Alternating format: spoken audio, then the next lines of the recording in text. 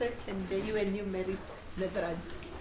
So we have this a very rich panel that I was almost requesting Professor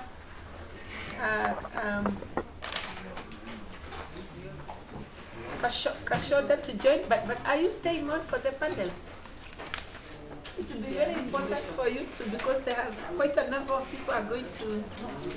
Yes, please.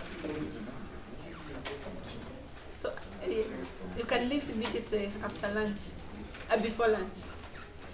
Just it will be brief. We will make the panel brief. Thank you so much. Yeah, because I think it is important for you to stay on. Good. Okay. So the title of our panel, and how much time do we have? We want to make You're the panel. supposed to have 40 minutes, but maybe that it should be. We should make 30 minutes? Yes.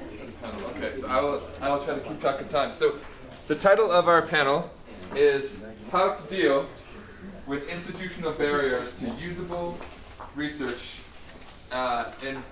we have computer engineering here, but it could be computer science or data science or wherever it is that you're thinking about these computer-related research areas. And so what I thought we could do maybe to start off is we've heard some of the institutional barriers, what they are, but maybe if we could kind of go down the line and to sort of define the problem space. So maybe we could have all of our panelists, again, you could just briefly remind us of what institution you come from, and then you could maybe talk about just maybe the top one or maybe two sort of issues that you face to remind us, and then we can transition quickly to ideas and possible solutions, so that we don't focus too much on the negative, that we try to gather everyone's thoughts about some solutions. So we don't have to go in order, but does anyone want to begin by discussing some of the barriers to building research cultures that you've seen at your institutions?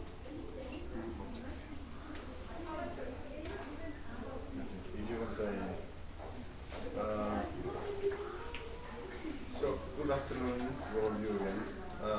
My name is Joseph Sevilla from Istanbul University.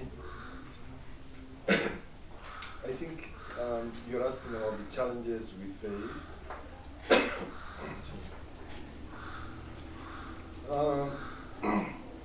I think I have mentioned some of the challenges earlier. In order to create that culture of research, the main issues that I find is, first of all, our lack of PhDs. I think Professor Meoli, that does work out, gave us the list of graduates that we are getting at PhD level and PhDs that we have in this country. And the figures he gave were very, very low. And on top of that, he said out of these figures, computer science was even lower. So you can see the challenge that we all experience in getting PhDs who are going to be the ones that at the end of the day are leading the research, okay? Even when we ask for funding, I think many of the institutions that are providing funding, unless they see a PhD, they're not even going to consider it, and it makes sense, okay? Because we need these PhDs to do research. And number one, the output is very, very low, so we have to look at how we can increase that. Second issue that I'm sure we all face is retention, okay?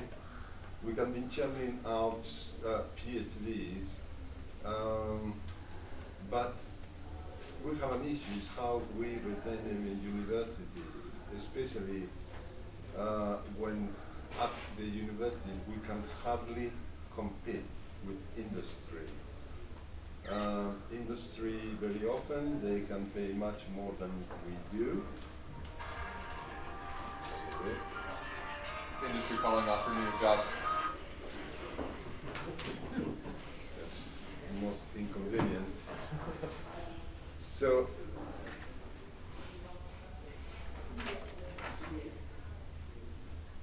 let's switch this off.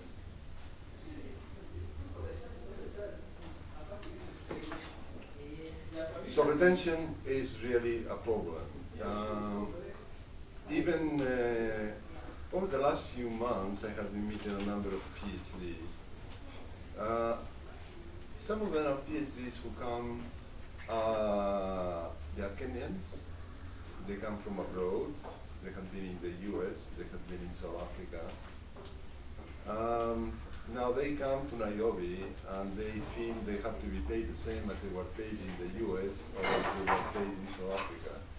And well, we are not at that level as a country, okay, or at the institutional level, we cannot pay possibly the same as they were receiving in the US or in Europe or in maybe South Africa, okay. So that we are unable in a way to meet their expectations.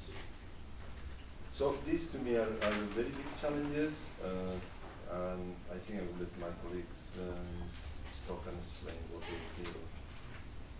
Thank you, Joseph. So we have two very, very big challenges. Lack of PhDs, retention of PhDs and qualified research personnel. Other challenges we face. Go ahead. I can go ahead. Yes. Well, I've been working on, as I said, I've been working on this issue of triple helix, trying to understand better how you can make the industry, government and private sector work and be a kind of create this what you call maybe a more dynamic innovation space and innovations that actually can solve problems. But I think, well, I've done some studies here, I think that here in Kenya and also in Ethiopia, so trying to understand the level of readiness, and you get interesting things. Obviously, one thing that was raised here was the whole idea of trust. Because you can't work together if you don't trust each other. So how do you build that trust when you don't know each other? People are coming from different ways. Obviously, there is intellectual property, there are also others with their trade secrets, and for business they are sensitive about that. And the other thing that you really have to think about